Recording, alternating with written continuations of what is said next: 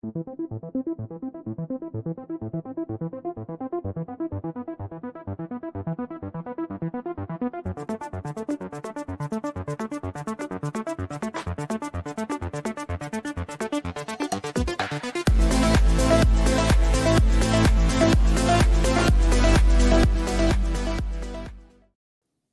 we're back with some NBA observations right here at the Lakers Fast Break. Gerald Glassford, thanks again for joining us right here. Truly appreciate it. Make sure you like and subscribe.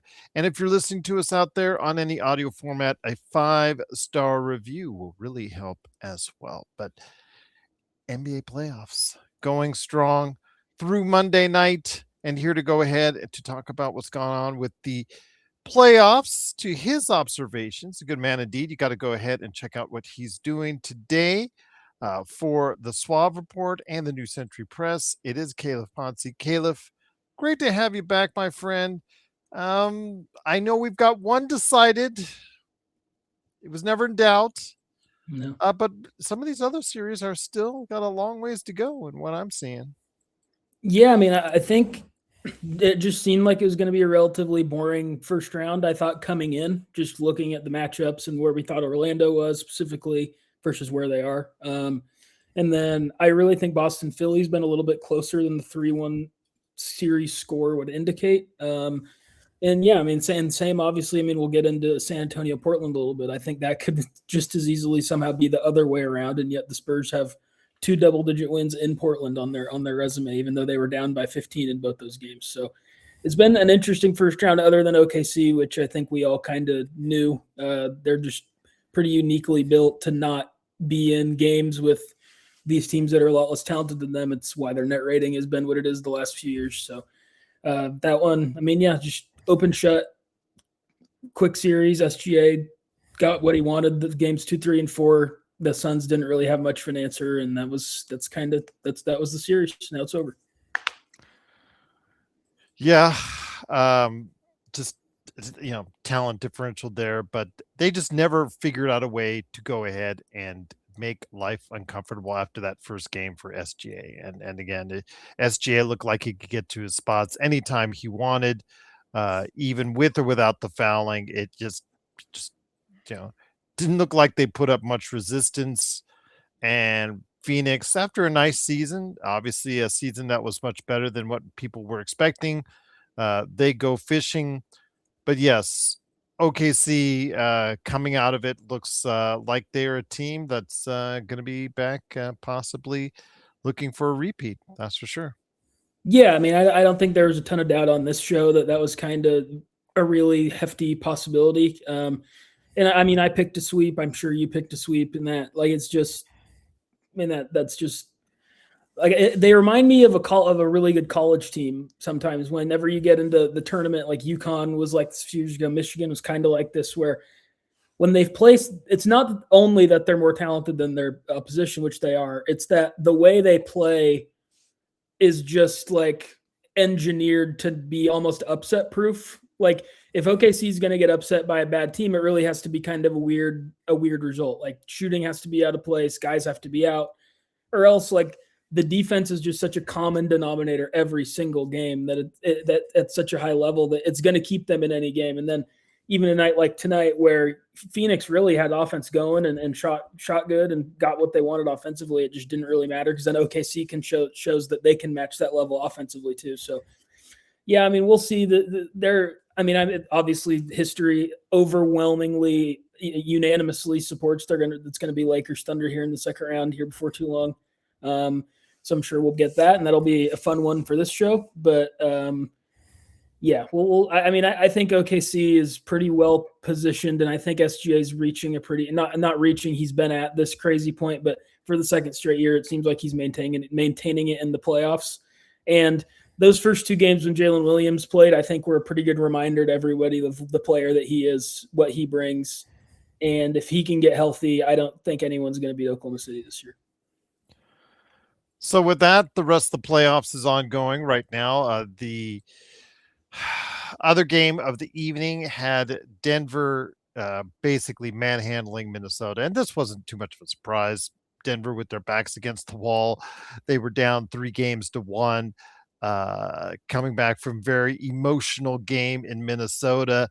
Minnesota losing its entire backcourt, possibly for the season in one case with Anthony Edwards, in another case, definitely with Achilles tendon Yeah. torn for Dante DiVincenzo. So I didn't think I was going to see that same type of emotional magic that I saw on Saturday night. But again, it looks like it's going to head back to, well, it will head back to Minnesota for game 6. And my question to you on that is, do you see with the depleted forces in Minnesota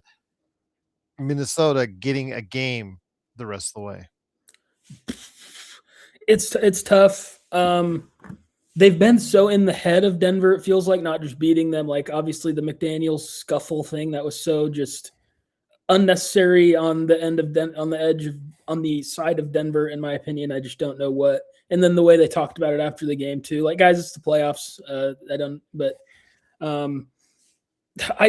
if Edwards can't come back this series, which is he already ruled out for the series? He's ruled out for the series. That Then, bone, it's a hyperextension and bone bruise. It's that bone bruise is the real problem, and I don't know if he has Giannis Antetokounmpo like recuperative powers, which he'll come back from a extension like that. Because when I saw it, somebody had texted me and said it's an ACL. No, I said no. This is like Giannis's, where it's in a hyperextension.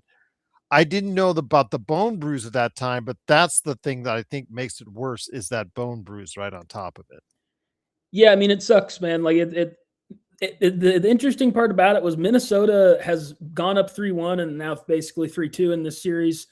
And I don't think Edwards ever played particularly well. Like, they were just the better team through 4 games. And that doesn't back itself up in terms of if you just look at the rosters up and down to me, but I thought they were. And then DiVincenzo goes down really right at the beginning of that game 4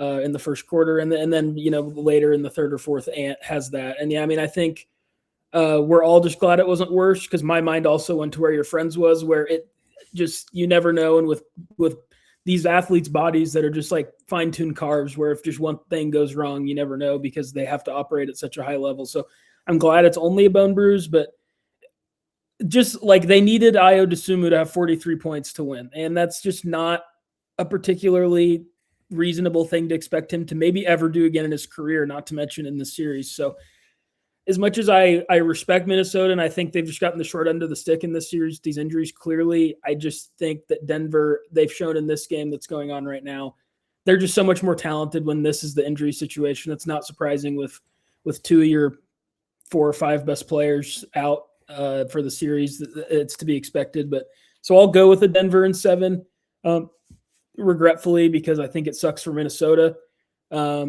But it's probably better for the whole of the NBA and the entertainment level of the second round, that I think, despite it still being only 3-2, we're probably likely to get that San Antonio-Denver second round matchup that we all wanted for, even if we got it in a way that isn't the best. Well, it's an exciting first round, though, that's for sure. And Yes. it had the emotions with those two. That's a big rivalry now with Denver and Minnesota, and watch out for Jokic running at you. Jokic, well, got to worry about his brothers too. That's the thing, I can't. I'm so covering OKC. We were in the thick of this, obviously, earlier this season with the Dort trip, and I'm just so tired of this whole spiel that his brothers are going to come for someone. Are his brothers in the mob? Like, everyone's going to be fine, guys. I mean, this just ridiculous. But look out for Jaden McDaniel in the back of someone's trunk or something like that. Is that what you're possibly saying, or something like that? Just like, my gosh. Yeah, seriously. Like, get over Jokic. Put out a hit on the guy. I think that's what you're saying. Yeah, Jokic rightfully skirts above all this because he's one of the however many greatest players of all time, you want to say. But he's had, I think this is now 4 or 5 examples of his temper really flaring over. And it kind of, until this time, always got blamed on everybody else. And in the case of Lou Dort earlier this season, it was Lou Dort. Like, that was his fault, right? But the Markieff Morris, or whichever Morris it was in Miami a few years ago, it's like, really, man? Like, what are, so I think this I've just started to notice around the media and fans alike online. There's maybe starting to be a little bit of Jokic unhappiness for the first time ever with how he's performed in this series, way below the standard that he set. And then that at the end of the game that I just thought was dumb. And then there's some weird story about his underwear that like you can't believe is real. Like you think it's NBA Central when you're looking at it, and it's not. It's the real headline. So we'll see with Denver. I think that Minnesota's just a really bad matchup for them. And if they go and beat San Antonio in the next round, it's not going to be surprising to me if they're able to escape Minnesota here. But this has been confirmation, I think, for people who have maybe began to question that Jokic is the best player in the world. There's unanimous opinion that has been had for the last 4 or 5 years, whether you think it's Wemby, whether you think it's SGA, whoever you think it is. I think that's finally becoming more of like a widespread question for the first time over the last few months, and especially now with how poorly he's played in these playoffs. And I could put that. I mean, because I was on Jokic. I was for. I mean, to me, it just was not even a question as far as this decade is concerned. But at this point in time, if you have to ask me who is the best player in the world right now, it's a debate. yeah, Seeing how Rudy Gobert has done such a well, except for what happened in the game earlier tonight, has done such a sensational job in 3 or excuse me 4 of the 5 games against Nikola Jokic. That I understand. Now that there's a debate, now you have it. First 5 years of this decade, yeah. I don't think there was a debate, and I don't think there should have been a debate. To No, be I honest. think the first time it would have even been a conversation that you could hear out would have been after last year when SGA went on the run he had, and I still think it was Jokic. Like even coming from the OKC perspective, I think that was still Jokic's title of being the best player in the world. Now, for me, I mean, I wrote about it. Like I think that infamous game where SGA kind of hits the double game winners, has 35 and 15 with no turnovers.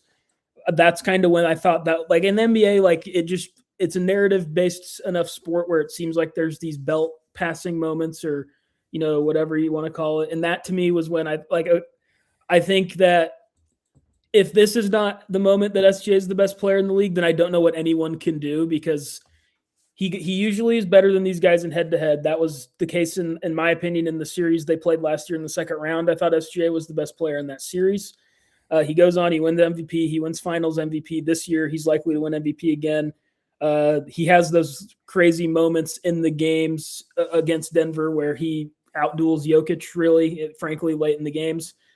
So I mean, I think it's SGA right now. Obviously, there is bias involved in my opinion. There's no running or hiding from that fact. But I just think that now it seems like for the first time again, like the conversation started after that game and that game where SGA hit the game winners. I think like he was number 1 on the Ringer 100 after that. Like it became a conversation point. But I think now with what SGA just did to Phoenix, and now I know people are upset at the officiating or whatever. That just kind of seems like what everyone always says about OKC when they kind of dominate everybody and they want to point to officiating. With what he's done to Denver, especially that game 3, which was 42 on 15 of 18 shooting, and he's making shots from behind the backboard and turnarounds from 23 feet that we haven't really seen anybody shoot or make since Kobe Bryant was in the league. I think it's him right now, and I think that I mean I'm sticking to my guns, and if anything, I'm more positive, more confident in my opinion that OKC is going to win the championship this season after that first round where it just wasn't this like if you watch the games, like Phoenix was always within a run, but even like Phoenix's arena never really believed if you were listening into the audio. Like it sounded like a game in March because it was just like constantly like, well, we're down 12 and we know what's going to happen. We'll get down to 5 and then he'll come back in and it'll go back to 12. So we ended up having the best player in the world conversation, which I don't think was the plan. But I think that after this series, even if now what'll probably happen is it becomes a conversation for a lot of people, and then Jokic will play really well because he's amazing and one of the best players of all time, and he'll come back from 3-1 and the door will get shut for a lot of people again. But I think that this season, I think whoever wins the championship this season, because I think we all know deep down, like it's going to be one of OKC, San Antonio, or Denver if they're able to come back. Those are just the three best teams, especially what's happening with Detroit and Cleveland right now. I think whoever of one of Wemby, SGA, or Jokic is going to be the best player in the world, and I think pretty unanimously, I would hope considered to be so. And I think it's going to be whoever wins the championship this season. I just think OKC is the best team with the best player late in games, and will win the championship. But yeah, I mean, this and in terms of this series, like he has not played well, Jokic. He just hasn't. Jamal Murray's been great. Aaron Gordon was solid when he played, but now he's missed the last two games, and it unfortunately seems like maybe that's just going to be the case for him for the rest of his career. He's a really relying on his athleticism player. He always has been, and that not to say he's only good because he's athletic, because that's not the case. But when you decrease a player like that's athleticism by 10, 20%, they're just a different player. And I think that he's probably just going to be banged up for the rest of his career, unfortunately. And if he's been out, I imagine he'll probably continue to be out with a calf. We know how the NBA teams have treated calves this season. And yes, I mean, I think that Ben Brown's been really disappointing. They haven't had Watson. So this is really, if Denver can come back from 3-1, which is a tall task, even against, it's really hard to beat any team 3 times in 7 days or whatever it's going to end up being, no matter who it is, no matter the personnel. So they still have to do that. But the talent is just so unevenly spread with these injuries. I think that Denver probably comes back, gets the 3-1, despite Jokic really playing below his standard and a really rough series from Christian Brown, and a lot more reliant on Spencer Jones maybe than you want to be. Once again, it's Calif Poncy from the New Century Press, and also as well, the Swab Report. It's me, Gerald Glassford. Thanks again for watching, listening. Truly appreciated. Want to hear your thoughts about something, though. I noticed during the course of watching your series, Oklahoma City and Phoenix, watching my series, Lakers and Houston, watching other series during the course of things I've observed. We talked about last week about just letting them play, not focusing in on any grifting or anybody trying to bait in fouls, trying to keep these star players that depend a little more on the free throw line to 9 or 10 free throws a game, which will be substantially less than what they normally do on a regular basis. Well, the refereeing has evolved beyond that because I'm still trying to figure out the patterns. At some points they let them play. At some point in some games they let them play. In some games they don't let them play. They'll call every foul. And sometimes in certain halves, it's very uneven. And then you have Scott Foster, who cannot tell a yellow shoe from a yellow shoe, or who's wearing it, or where they're stepping on the line, because he totally blew one on game. It didn't affect anything, mind you, but the fact is they're just a few feet away from you and you got the wrong pair of feet. And then there was James Williams, I believe. It's James Williams in the Oklahoma City Phoenix game, where he gave Devin Booker a technical for saving the ball. Yep. Literally. Saving the ball from out of bounds. Yes, it hit the guy in the head. It was not intentional because I guess everybody can, unless you think everybody can go ahead and just have this like supervision behind your back when you're trying to save the ball from going out of bounds. But he got a technical for that. And then, of course, James Williams in the Lakers game, he flies to Houston and then throws out who was it? Oh, Aaron Holiday and Adou Thiero. Yeah. For absolutely no reason at all. They weren't even arguing, I don't think. They may have said maybe a couple words to me, but they were just like, both of them were just standing incredulous at it. It was, and it started a big thing at the end, and then the trash talking started after that. So I don't know at this point. And then, of course, also they threw out DeAndre Ayton, the only player that was playing good for the Lakers. Flagrant 1, okay, I see that, but a flagrant 2, it was not an intentional elbow. It's ridiculous. And yeah, and again, these are things that we're seeing in almost every one of these games. And I just don't understand why and we complain about the referees all during the year, we claim every year. It just seems like though some of these things with the hindsight of replay are still getting called very badly. I agree. I don't have much to add really. I mean, I think that it's become, and I'm not alone in this opinion. I think it's become somewhat of an overused crutch for coaches and opposing players, where they go to post game and they go, "This was really poorly officiated." It's like, well, Jalen Green, you guys lost by 35. Like, is that why you lost the game? Like, I don't, go and get in the maybe go make a couple shots and then you can complain about the officiating. But in general, so I mean that's one of my bigger. It's just all the cycle, right? Where the officiating isn't good. I'm not arguing it is. There, I mean that Booker technical was one of the weakest I've ever seen, and then it's followed up by that Aaron Holiday and Aduthiero technical that I don't really know. If I don't know why it was a technical at all, not to mention getting kicked out of the game where they it was like go, you're out. Like, well, what did he, So I mean, they need to hold these guys a little bit more accountable for stuff. I think it becomes a little bit of an overblown narrative when the NBA is the sole focus right now, like it is. I mean, there's some hockey, obviously, but in terms of the conversation, the NBA dominates the conversation on the daily shows, internet, things like that. I mean, I think the refs always become a little bit too much of a focus just because in the end, like a lot of these games don't come down to officiating. It's very rare that truly they do.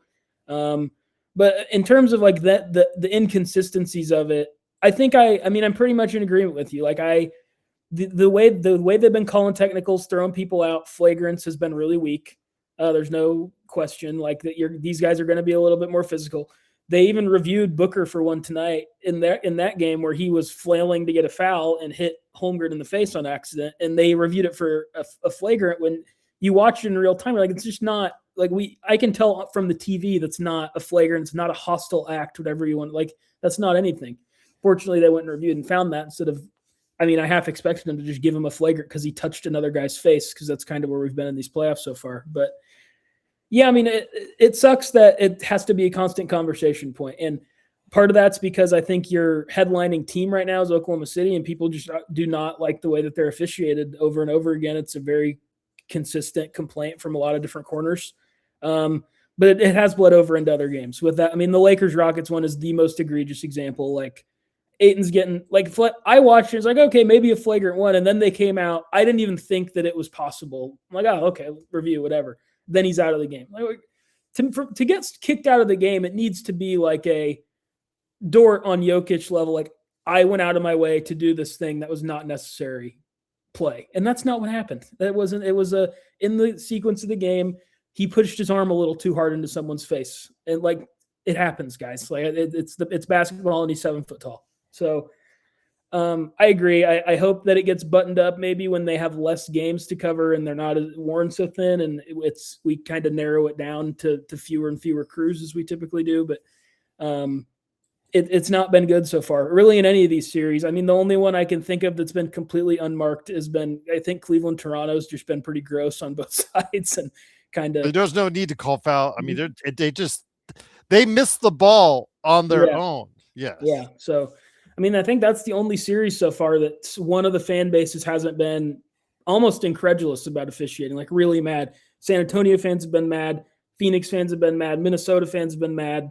Lakers and Rockets fans both, I'm sure, were mad after that double ejection. So, I mean, it's just been maybe Knicks Hawks. I don't remember anything in that that's been particularly egregious off the top of my head.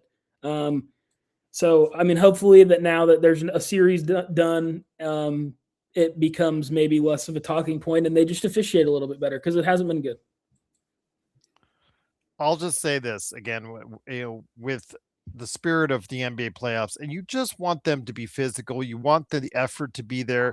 You also want to make sure you reward that effort with the high, because you see the higher level of effort continuously throughout the course of these playoff games than what you see in the season. And it seems like with certain groups of refs, with certain, refs that are out there, some let it go because they understand what it is in the moment, and some will just continue to call foul after foul after foul, and it just disrupts play. and it disrupts the game when you just want to get into it as far as the playoffs are concerned. And you know, obviously, if it's an egregious foul, if it's a foul, I get it. I understand that, but there's stuff that they're letting go with obvious smacks on the arms or rakes here or rakes there that they're letting go in some games.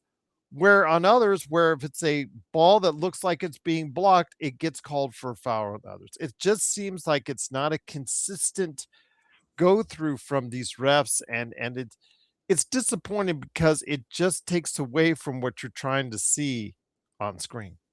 Yeah. I mean, the way I watch basketball, like my instinct is I'm just not a refs guy. And funny enough, the OKC guy's not a refs guy, whatever, right? And I get what the comments we might hear, but that's just never where my mind has gone. Like I just typically think so many other things matter way more than happen in the game. But it's inarguable watching that series, some others, that like the officiating just has not been even or consistent or whatever words you want to use. It's just been all over the place. And that's just not, when we get to this point of the season, the refs should know how to call the game. Like we had the thing a few years ago where they changed how the league was officiated at the halfway point at the All-Star break. Like that wasn't the case this year. It's officiated the same. We should know how to be calling these guys.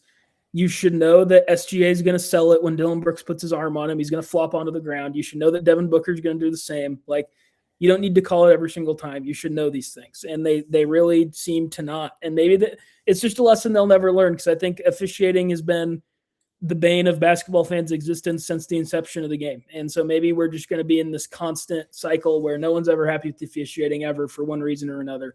But I mean, like you said, I mean, I think all any of us realistically want that are being real about it is like, we get that these stars are going to get some calls, whether it's SGA, whether it's Luka, whether it's Jokic, like these guys have earned their whistle, earned the fact that like, if they're not doing well, maybe it's because they're getting fouled. They've earned that.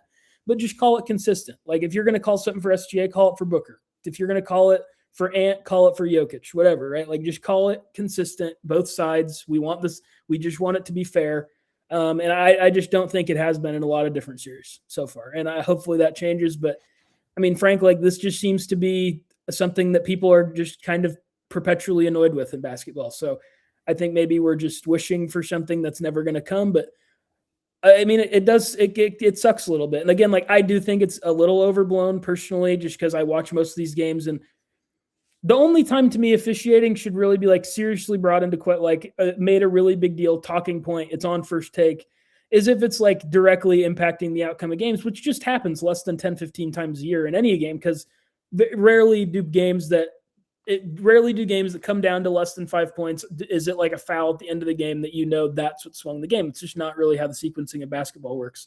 But I mean, I do think that we're in agreement where just make it consistent. I think that's all we want. Call it the same every game, every series as well you can. And that just doesn't seem like what the league is doing, or they're not, the league office is not telling officials to watch for stuff.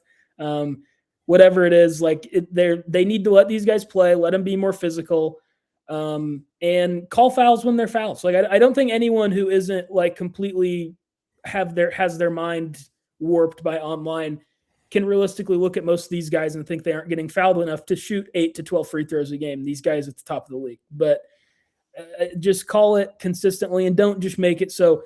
I mean, the game one thing with the Thunder Suns, where it's like SGA's having one of his 5 bad games he has a year, and he just gets bailed out because he gets 17 free throw attempts. Like, no one really wants that. Just call it. And he shouldn't have got him that game. That's coming from someone who watches the Thunder with a keen eye. Like, he didn't deserve 17 free throws in that game. So just make it consistent. Call it down the middle. Call it the same for everyone, and let these guys be physical. Let it get chippy.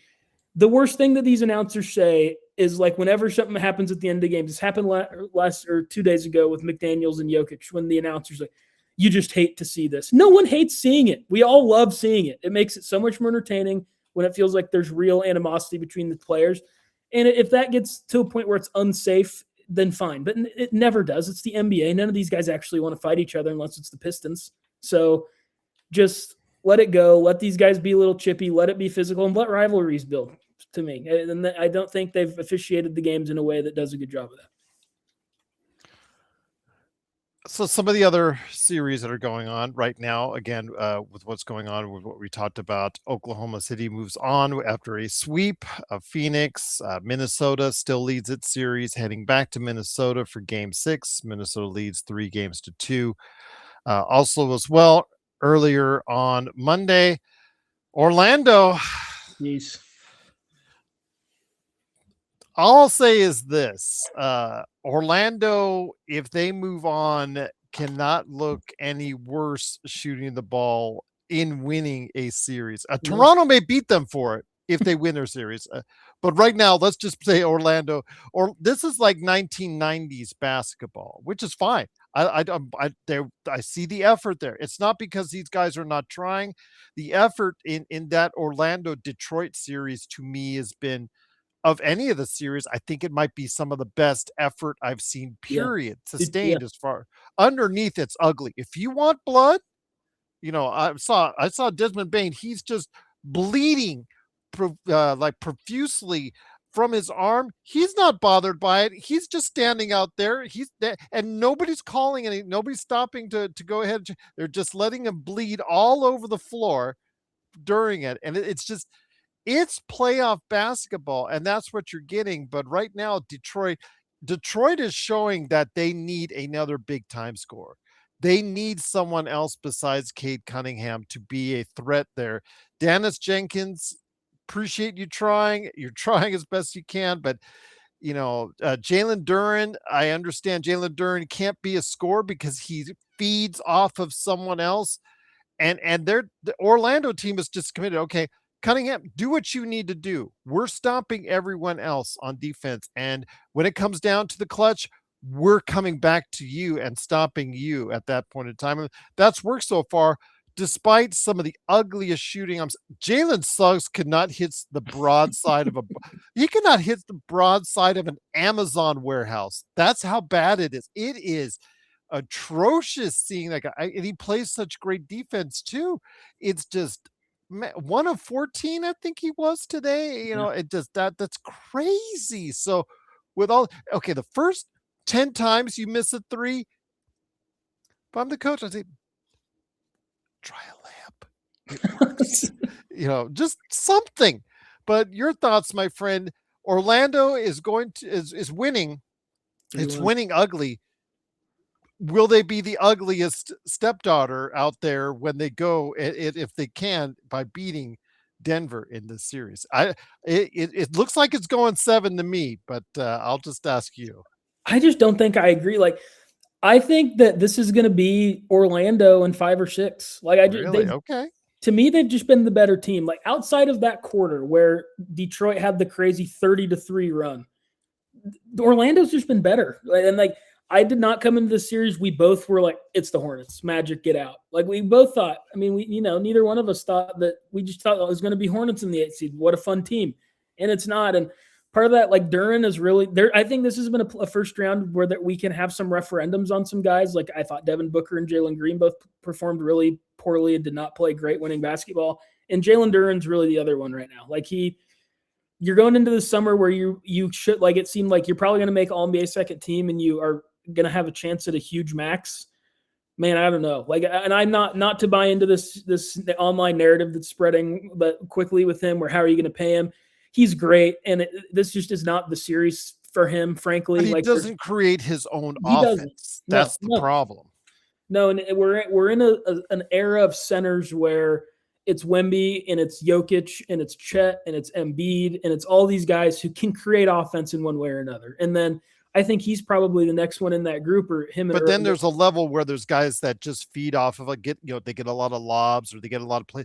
They have to have a good table setter to set them up. And I mean, the question is like, what do you think of?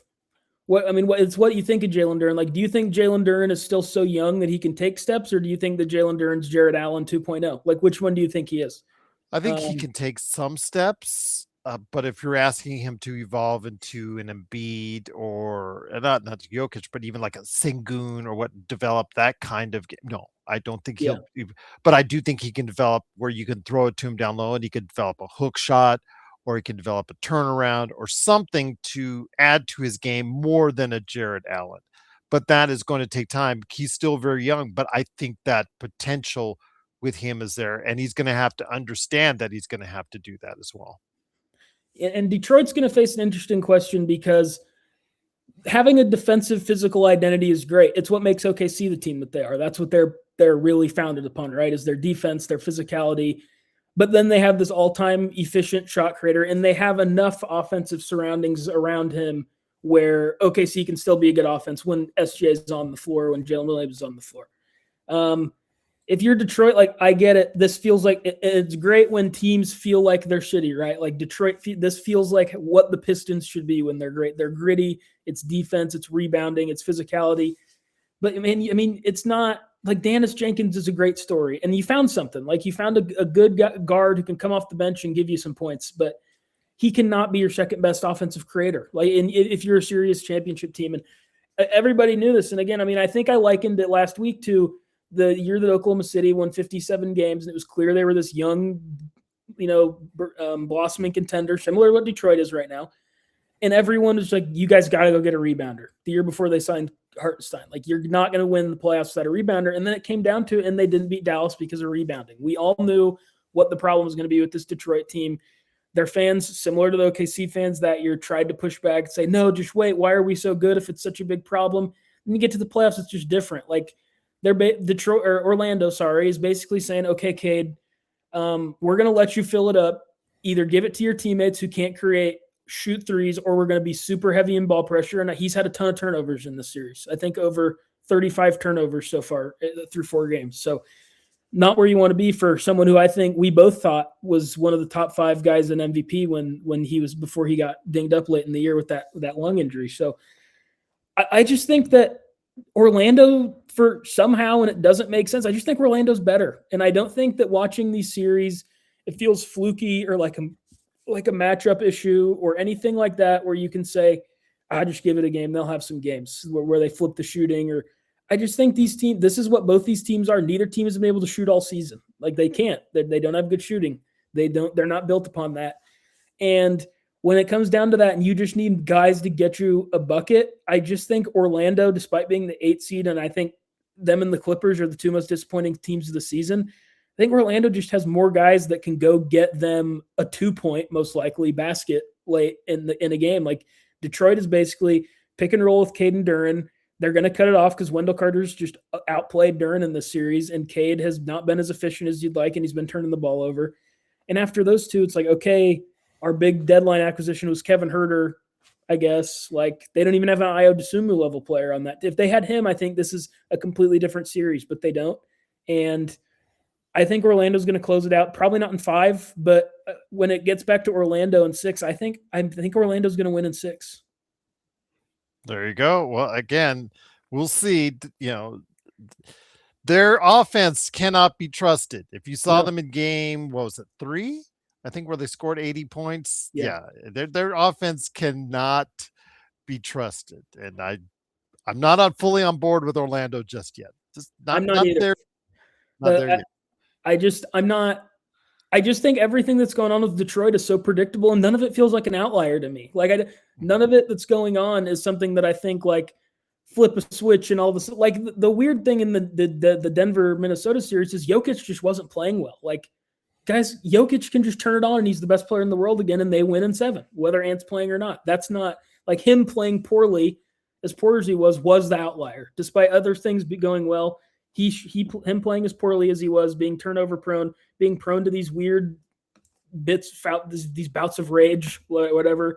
Like, that was an outlier for Jokic, and we'll see. Like, he was good in that game that just got over here, Minnesota, Denver, where they got it 3-2. We'll see if he holds on to that.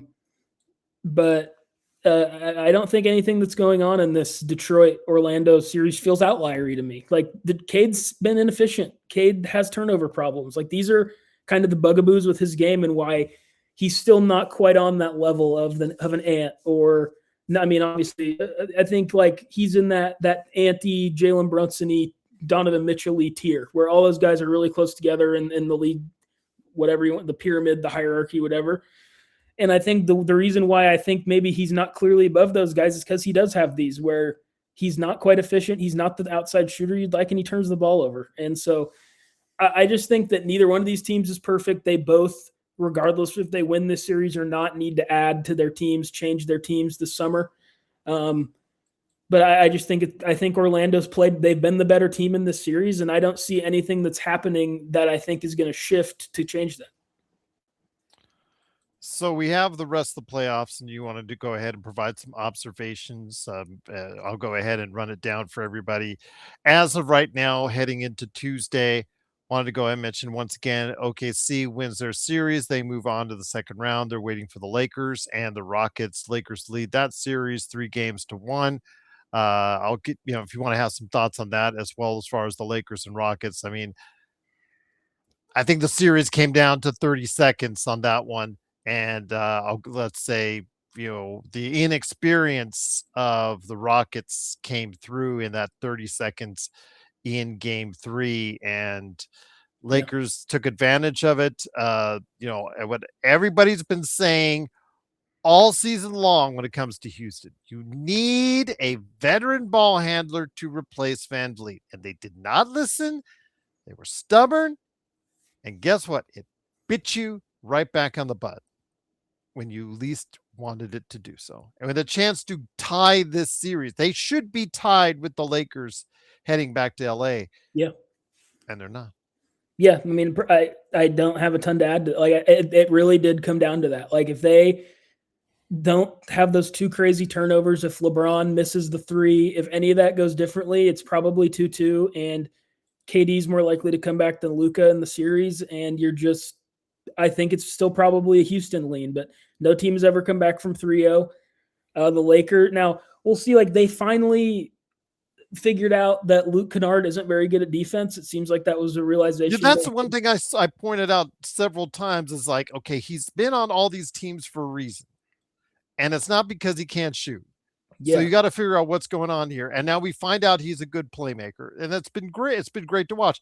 But the thing is, he is a defensive liability. And Houston has had no one to have that player to break him down until they finally figured out in game 4 what that. Oh, by the way, they said let's try to isolate him. They did not figure that out for 3 games. And I put that on Udoka. On Udoka, clear point blank, is something I was talking about. I'm like, why? Okay, just ignore Luke Kennard. That's fine by me. Absolutely. Let him hit threes. Let him score. Let him play make. Absolutely great by me. But yeah, he's been out there, and it's just crazy that they just didn't notice this until now.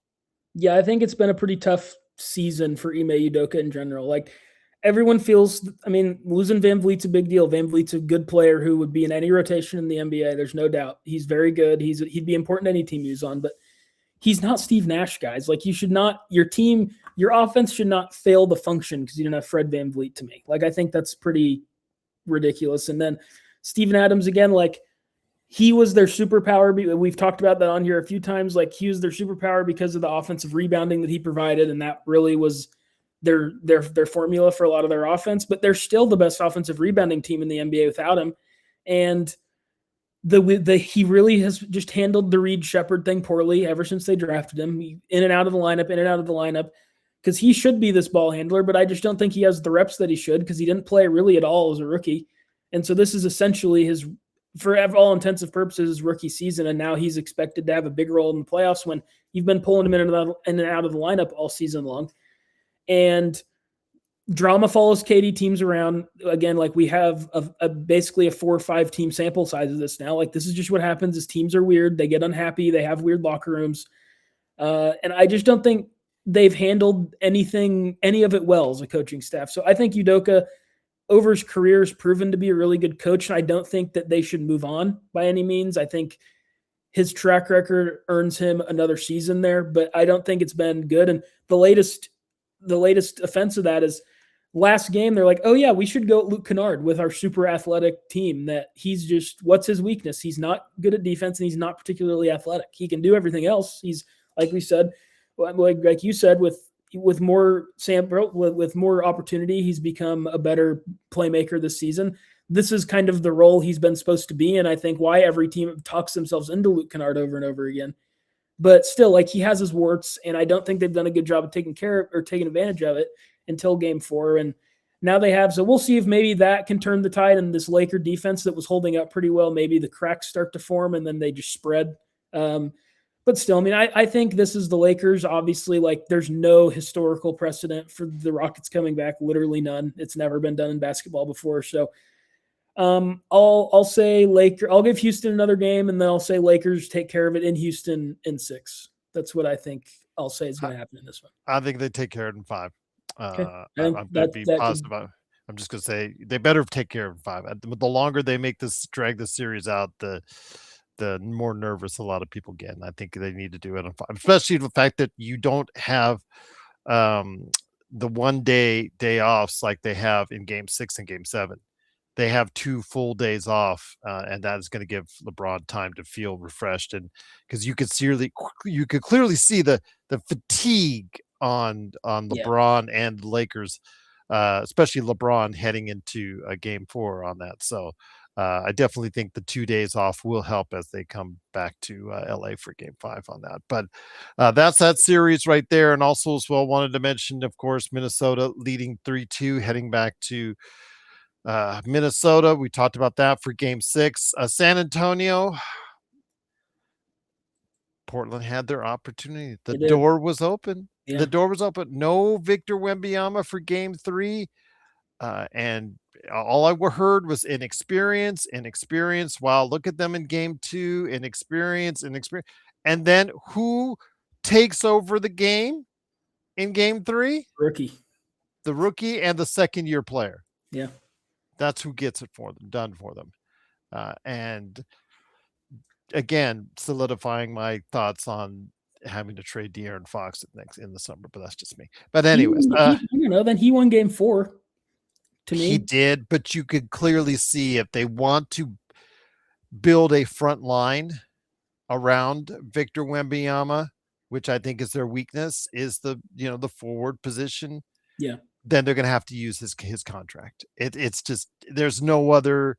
His $38 to $40 million could buy you a long way to get help in that area. And I'll just leave it at that. Yeah, I think if the right person comes available, like if Orlando this summer wants to change things up and Franz Wagner comes available, like I think he'd be a guy who makes a lot of sense there. But you need a salary for that. And yes, and you trade Fox for him. I agree. Yeah, but unless a guy like that comes available, I think that these 3 guards play well together. I think Carter Bryant is going to turn into the forward that you're talking about that can really contribute and start and be a really good player. Don't ignore Giannis going to San Antonio. Don't. I just don't. I would don't put that out completely on your. I won't. I'll leave the door cracked on it, but I just think that adding an element, it's the same thing. Like if OKC does lose to Denver, San Antonio, like I don't think OKC should trade for Giannis either. Like I just think he's injury prone, and it's a really big thing. And he's great, and I think he's when healthy. I think he has 2-3 years left at a high level. Yeah, for sure. I think when he's healthy, he's the 4th or 5th best player in the league still. I think he's that level player when he's right, but he's increasingly seems to be never right. And so I think if you're a young team like that, I think if the perfect piece comes available, that's a forward that doesn't need the ball a ton, or if they do have the ball, they're a plus passer, then I think that can make sense for Fox. But I also think that like Harper's great, but then he showed in the last game, like, what did he have? 3. He had a game in the series he had 3 points. It was game 4. I blank which game it was, but I think it was game 4, but didn't need it because Victor Wembanyama came back and obliterated single-handedly the Portland Trailblazers in that second half. Yeah, I mean they're better than Portland, but this has been. This season, similar to Phoenix almost, but they're younger and more promising. Like this is the season of positives for Portland. They're better than everybody thought they were going to be. They have an all-star, borderline all-NBA guy in Avdia. Lillard's going to be back next season. Klingon's really good. Kamara's really good for those are really good for what they are. Maybe you're figuring out that Sharp isn't necessarily a part of that long-term plan. His minutes have been dwindling in this series. And I think Scoot's something, despite his also really rough game 4. I think you found something with Scoot where you know what his role is, and maybe he's just an undersized 2 guard. Like that could be the case instead of your point guard. But because he is kind of better when he doesn't have a ton of responsibility. He likes to turn the ball over a lot. So does Avdia. But So I think this is a season of positives for Portland, but this series has been like a joke. Like they had they were up 20 plus in game 4, I believe, and they were up 15 plus in game 3. And so to come away with neither one of those games at home, one of which was against the hobbled Spurs where you got torched by a rookie, it's just not great. And it's too bad because I think Portland's like feisty and good, and their offense dries up and they turn the ball over too much. And that's what's gotten them in the series. Like they are close and they're within 2 in game 3. And then, I mean, it felt like they had 10 straight possessions where they turned the ball over, and San Antonio just ran. I mean, you can't do that against teams like San Antonio, Oklahoma City. Like those are the defenses you can't do that against. You cannot give them live ball turnovers because they turn them into offense better than anybody else in the league. And that's exactly what Portland did. And they paid for it. So this sucks for Portland fans because they're kind of teasing them and showing them what they can be and then blowing the game. But I think it's a positive season and a disappointing series for Portland, despite, I mean, it's likely going to be San Antonio in 5. That's what I thought it would be before the series. But it really feels like this series should be 2-2 to me right now. And it's 3-1. And it really, if you would have paused those games at halftime and said which team is going to be up 3-1 in this series, I think you'd say Portland. But it's basketball, and you don't pause the game at halftime. You play the second half. And these two inexperienced teams, both of whom have really limited playoff experience outside of Drew Holiday, the more talented and experienced team has risen and dominated in these second halves and in big moments and really made big time shots too. So I think I still am a believer that the inexperience will come to bite them when they're playing a Denver and Oklahoma City, these teams that are really battle tested. But it hasn't mattered against Portland because they've just hit big shot after big shot on the road in game 3 and game 4. I do want to go ahead and mention what else is going on in the NBA as far as playoffs concerned. We mentioned before that Orlando leads 3-1, heading back to Detroit for game 5. The Cavaliers and Raptors. The Cavaliers did not like their time in the Great White North as it is now tied, heading back to Cleveland.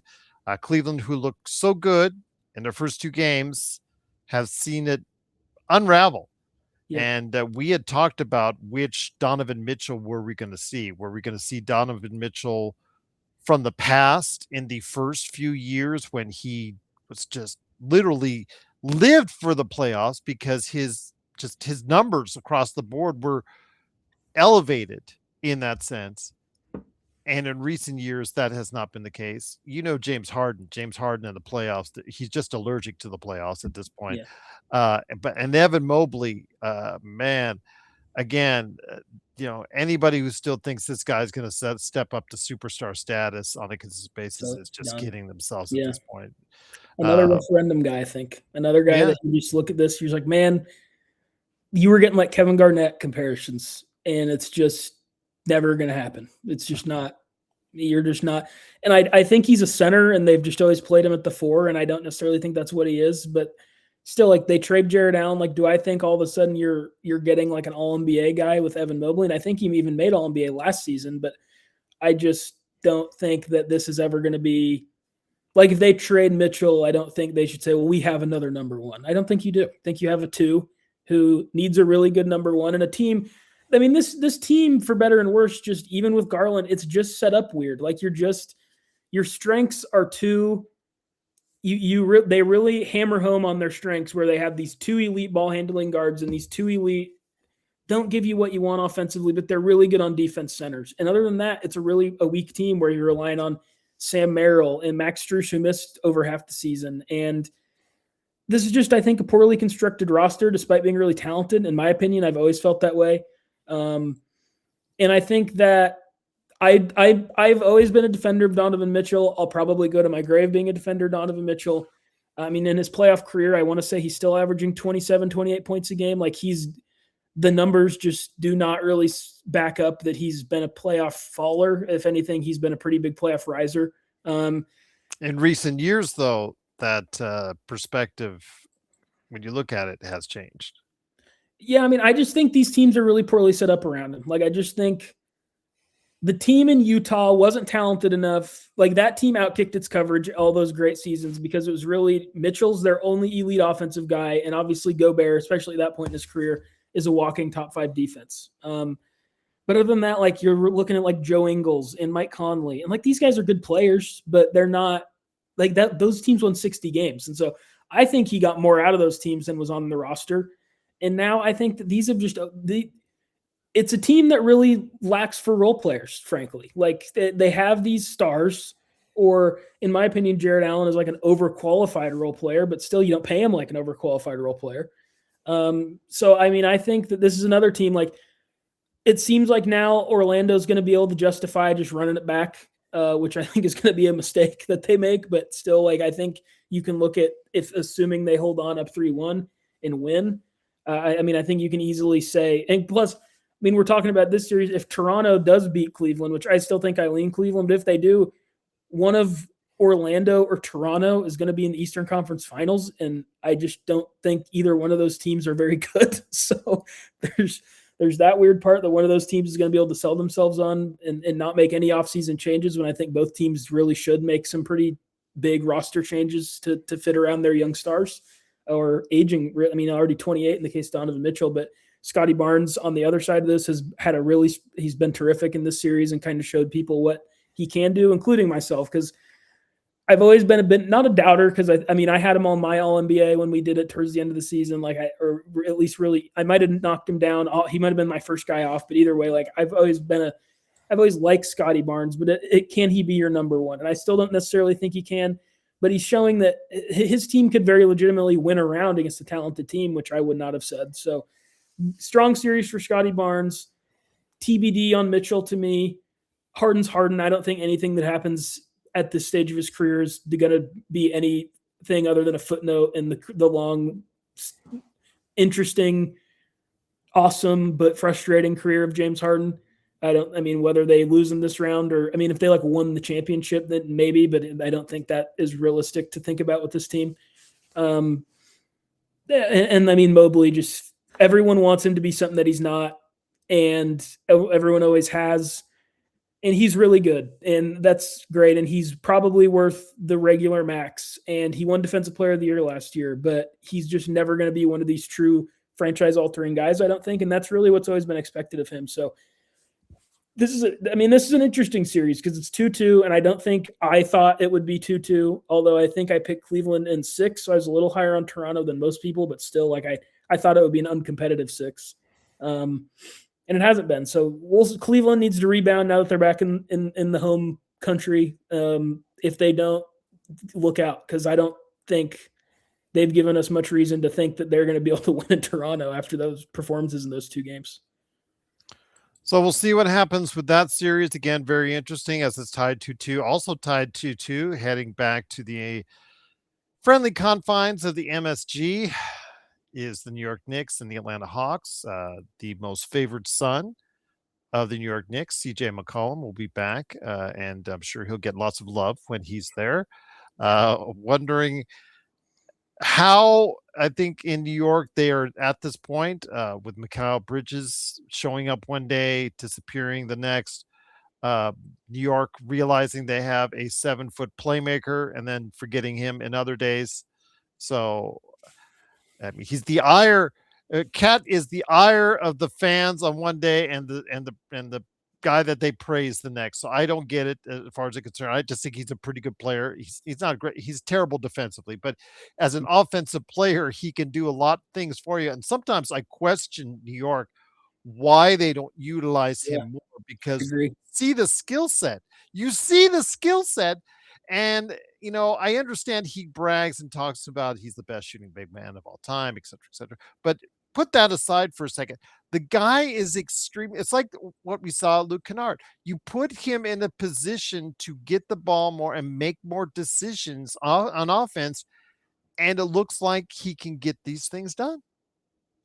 Yeah, I mean, I think I'm more bullish on Towns than most. I think he is really poor defensively. There's no question. It's just not. He doesn't give great effort. He doesn't seem to be willing to use the athletic gifts he does have on that end of the court. But he is a really underrated offensive player, and it might be bragging, whatever. I think it's pretty statistically, it's not really an argument. He is the best shooting big man of all time. And Anunoby's been great in this series. Brunson's Brunson. Bridges, I mean, that trade looks like a disaster more and more every year. I don't think Knicks fans would run from that fact if you asked them about it. They seem to be pretty as frustrated by it as anybody. But this is a weird team where when I think I struggle to remember all my picks. But I mean, I think I was under the impression this was going to be a really competitive series. But what I figured and what we talked about last week was the one thing I figured that would be in the favor of New York was when it got into late game situations, they have Brunson and they have Cat and they have Anunoby and whoever, like they're just going to be able to outduel a CJ McCollum-led Hawks team in the clutch. And that's not been the case. Like CJ McCollum is just going out there and killing them in the clutch every game that there's an opportunity to do so. And MSG has this weird way, and I remember after game one when everyone's like, "Oh, CJ McCollum, the newest New York heel," and I was like, "All right, guys, we have to do this every time someone has a good game in Madison Square Garden." And he's backed it up now. I was the one who's being an idiot about it. Like he's clearly in that. He gets under the Knicks fans' skin. Something about being an Atlanta point guard in the 2020s. I don't know what it does to the Knicks and their fans, but I don't know. I mean, I think that New York's just more talented, and so I'll lean New York still in 7, which I believe was my original pick anyway. I think they'll win a game 7 in Madison Square Garden. But this is, I mean, Atlanta, we agreed, I think, towards the end of the season, like if there is a Giannis team that we don't expect, Atlanta should be all over it. And you re-sign McCollum, who's going to get older, and he's not going to do this over and over again. Like this series is not representative of who CJ McCollum is as a player at this stage of his career. He's having an awesome series, but you can't expect this from him over a season. But I think that if they could add a Giannis next to what they have already with Okongwu emerging as this awesome shooter, they bring in like Kispert doesn't play a lot, I know, but they have some shooting guys around like on the fringes of the roster, and they have a McCollum who's just a vet to bring in to have there. I think that this is a team that should be hunting for those stars, and it's another team that. Again, like I think now we're leaning where Orlando's probably just going to run it back. But if they trade Franz Wagner, I think that there should be a lot of teams that, despite his flaws, should be in on him. He's just 24, 25, really talented, good with the ball in his hands. He can't shoot, but he's really good offensively in every other way, and he holds up fine defensively. Portland, I think, should sniff around. I think the Warriors should. I mean, all these teams who are going to be in the star hunting business should be in on him, and that includes Atlanta. Like, I think if you can get a good forward to go alongside Jalen Johnson, this could be a really good, like an actually dangerous team next year. And so we'll see. I mean, in terms of this series, I don't have a good feel because I think it's been a hard series to get a feel for because both teams have looked like clearly the better side in some games, then the opposite comes the next game. But I'll lean New York still in 7 just because they have more talent. So that's the NBA playoffs outside of one last round series. And I think that's going to be, you might as well just give it to Boston right now. 3 games to 1. No time to talk about it, I don't think. Philadelphia, another team that had an opportunity. The door was open for them and they just couldn't get it done because, again, these teams don't understand the concept. Boston shoots threes. Boston shoots nothing but threes. You want to stop Boston? Make it harder for them to shoot threes. And it doesn't seem like that's the case. It doesn't seem like that's going to. I don't see defensive schemes by Nick Nurse that's trying to really combat that because they're still putting up 45, 53-point attempts each and every game. And it's just a matter of time before they started hitting them. They had that one bad game, which resulted in the loss. And it doesn't seem like it slowed them down ever since. No, I mean, in the defense of Nurse, I don't necessarily think that this Philly team has the personnel that you'd want to run Boston off the three-point line. Like, Edgecombe is crazy athletic, and he's, I mean, the golden bright silver lining of their season. He's awesome and going to be for a long time, I think. And Maxi's great. But you're really relying on Paul George. They bring back Embiid, which I get, but I just think I just would have said, man, I think we're good. Like, I just don't think this is a series for him. And with all these injuries, like just let him rest for God's sake. Like I know that it's kind of a lost cause with him at this point. Like the injuries have just taken their toll, and this is what he is. Like it sucks. I think he's an all-time talent that we never saw the true high end of for more than his one MVP season, which was terrific, obviously, and then the first half of that next season. But I just think that they're just not talented, and that's what's crazy about.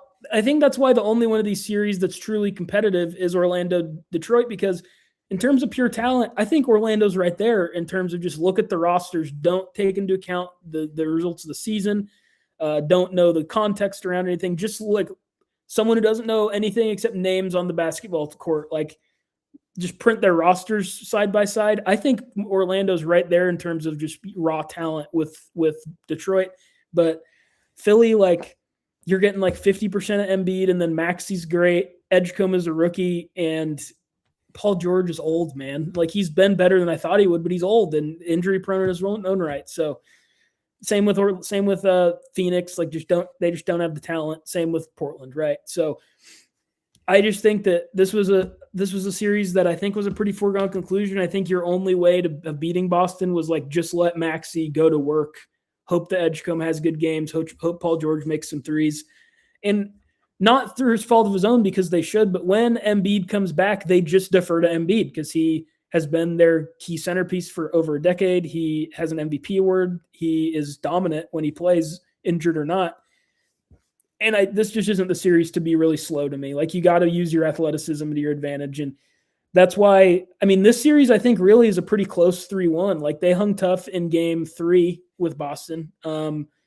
But now that Embiid's back and they got to play him and he's just kind of slows it down and he makes everything a little more complicated.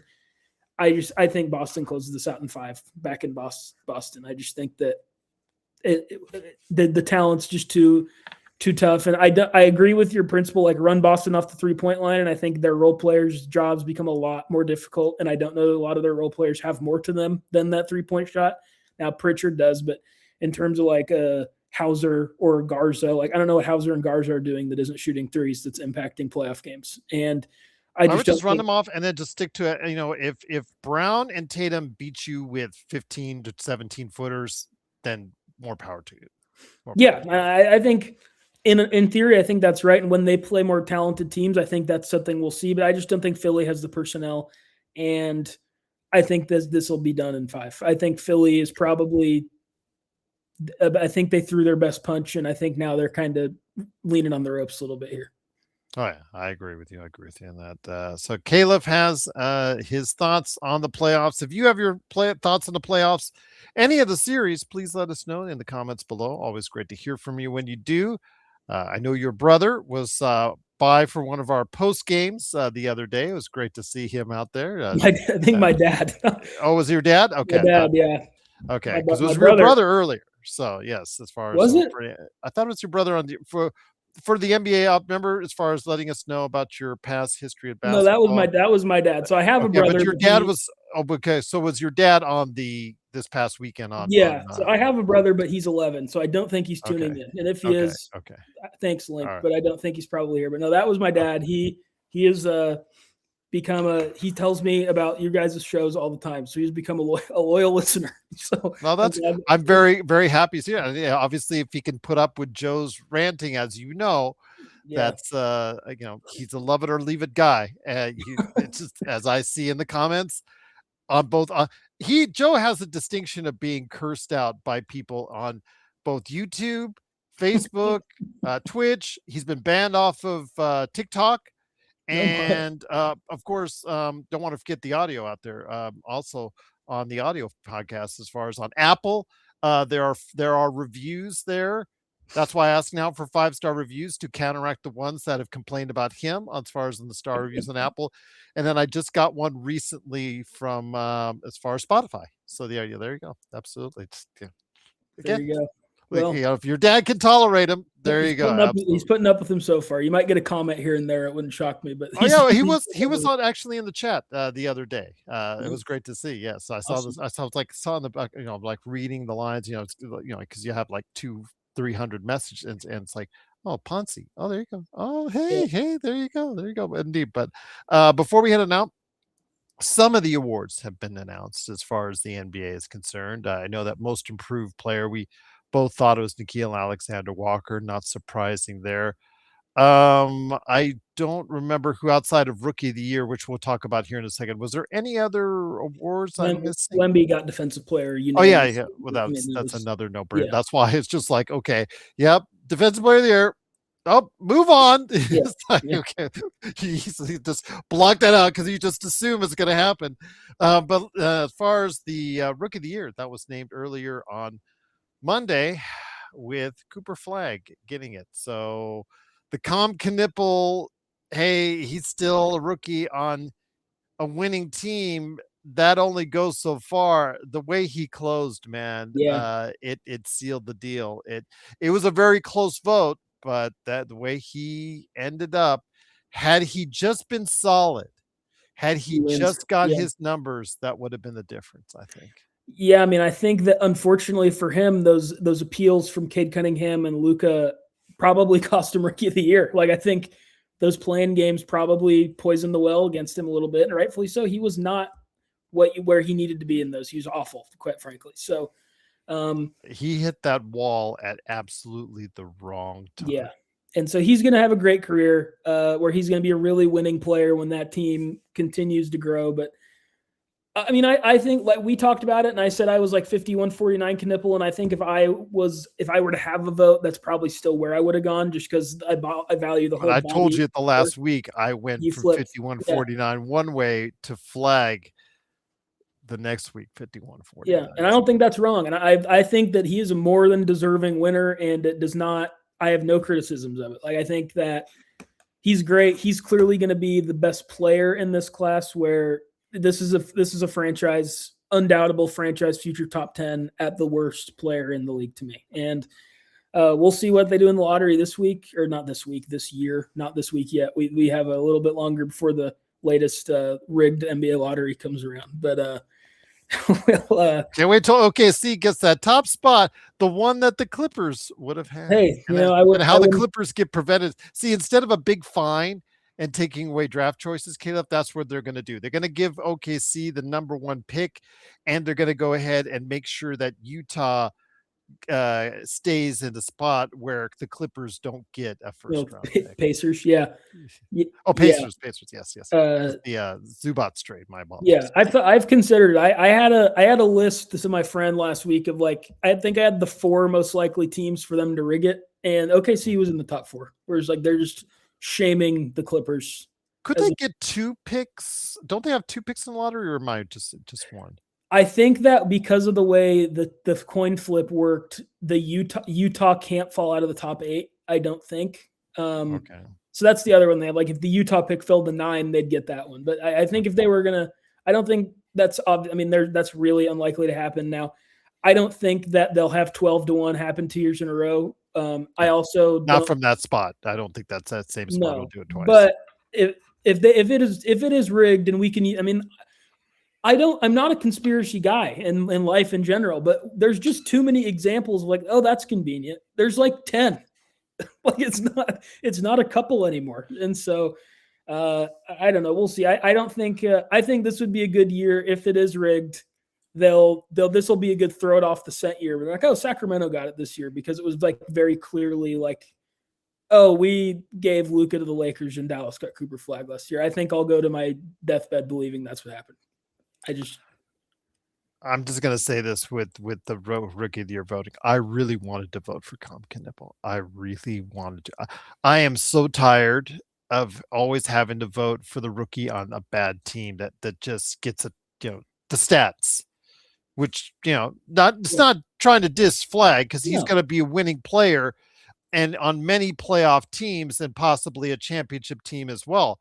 He's going to be a winning player, and I'm just going to leave it at that. But I'm just going to say this one right now. I think that I would love to go ahead and vote for that guy who is immediately impacting winning right away. That's what I wanted to do, but I just couldn't. I couldn't overcome that wall that he hit. I just couldn't. Yeah, I mean, it's really hard for a rookie to be really good on a good team. Like those things just don't in any sport. Usually, those things just don't go hand in hand, right? Like you get lately in the NFL, you've had like the Jaden Daniels situations or things like that. But I mean, usually in sports in general, like if Flag's your best player, Flag can be great, and Flag is great, and Flag's probably already a top 25 player in the league in reality. If he was just, you had a competent team around him, like in Ryan Nemhard, great find for them, undrafted or wherever they picked him, but like he's a 5'10" rookie who is a really good passer but doesn't bring that much else. Like he was their starting point guard for the last 20 games of the season. Lively's out for the year. Kyrie's out for the year. They trade Anthony Davis for basically nothing. Now Marvin Bagley seems like maybe a re-signable guy for them, but if Marvin Bagley's 1 year, like he's one of our guys, you're not very good. So it wasn't a good team. He's going to be great, and we'll see if that ever happens. Where I just don't think it's very possible. Like the year Wemby Chet was another really good year. This where like Chet was really good on a 57 win team as a rookie, but like we all knew, right? Like Wemby's just way better, and Chet can be maybe more impactful to winning because his team won more games and all that. But Wemby's a better player, and you got to vote for Wemby. And I think that's just kind of the constant battle that'll go back and forth. Now, there could be an exception, like if OKC or no, Indiana would be a way better example of this. Like if Indiana gets the number 1 pick, drafts DeBansta, and he averages 20 points a game on a 55-win Pacers team as a rookie, which I think would be 20's a lot, but 17 plus points game as a rookie on a 55-win team, I think that's really possible. So next year could be a year where if the Pacers jump, that could happen, but it really has to be like such a perfect storm for you to be able to be statistically where you need to be and on a team that's good. And most of the time it's just going to be these Flags or these Wembys where the team sucks, but they clearly are so great that like the team has to hold them out because they're so good already. I mean, I've said a few times now, I would have gone Knipple just because of the season body work, but he did hit that wall really hard, and Flag is like so clearly a better basketball player right now that I think that it's completely legitimate that he won the award and really deserving, honestly. I was there to game 75 with you. Game 75, game 76. I was there with you. And then he just wasn't good enough down the stretch.